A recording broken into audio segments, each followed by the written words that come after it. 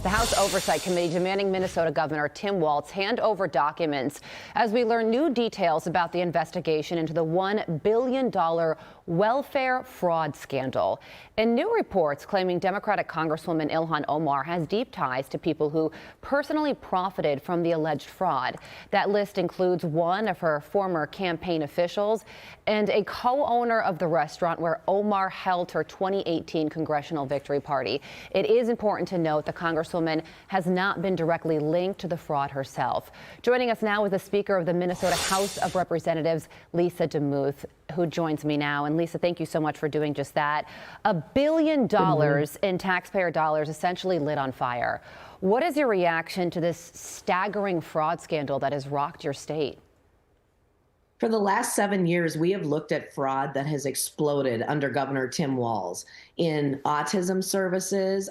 Feeding Our Future, the food scandal during the COVID time, is the largest COVID food scandal, taxpayer money waste in the nation. And we've been sounding the alarm over the years. We're finally getting that national attention that we need so much here in our state to have full investigations.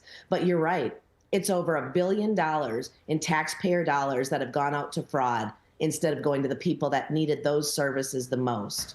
Tim Walz is up for re-election. What are people, what are residents in Minnesota saying about this? Tim Walz is up for his third election here in the state of Minnesota. People were surprised when he was re-elected for a second time. But when he was on the national stage just a year ago, it really let the nation know truly who Tim Walz is. Definitely let Minnesotans know his favorability is underwater right now. It's less than 50%. And it's mostly because he has not handled fraud and he's increased our taxes and fees and spent through a record surplus. You say that $1 billion could just be the tip of the iceberg. That's a pretty big iceberg. What do you mean by that? Yes, and that is what we've heard from the acting U.S. attorney in the case, specifically looking at some of these things. That was said by acting U.S. Attorney Joe Thompson. He said this could be just the tip of the iceberg. It could push north almost to $2 billion.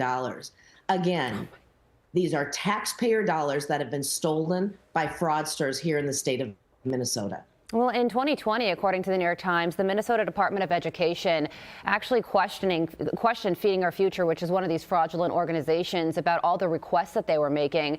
And the organization actually threatened the state agency and said that if you don't give us what we want, we're going to sue you, accuse you of racism. And I don't think we really want that kind of negative press. And the state agency caved. That's just one example of the brazen nature of all of this that took place over the course of 5 years. Why do you think this took so long to uncover? I think there's been a lack of accountability at the very top of our state. You know, if threats were made such as those, you still push through, investigate the fraud, and stop the fraudulent payments that were going out. That is not what we've experienced here in the state. That is the change that we need from the very top. We're grateful that we've got federal partners that are coming in to truly investigate a number of these cases and look into the records. But accountability starts at the top. So that's with the governor and with his commissioners. That's not what we've experienced here in Minnesota. Well, speaking of the top, of course, Governor Walz has been questioned about this now that it's been uncovered. And here he is talking about why he believes this took place in Minnesota. Watch this. Do you take responsibility for failing to stop this fraud in your state?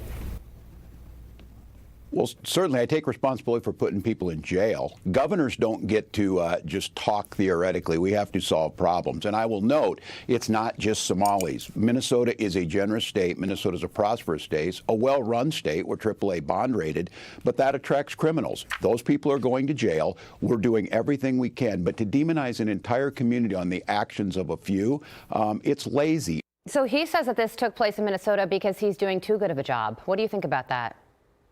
AAA bond rating is not what criminals look at if they're going to come and do criminal behavior here in the state. What I would say is a well-run state, a generous state, and a prosperous state. But a well-run state does not attract criminal behavior. It means that the dollars that are collected from taxpayers go to the people that need it the most, not to fraudsters. Yeah, and these people stole $1 billion for themselves while claiming it was going to autistic and hungry children. So let's hope that the punishment here truly meets the crime. Lisa DeMuth, Speaker of the Minnesota House of Representatives, we thank you so much for joining us, speaking out about this Thank you. important topic. You're very welcome.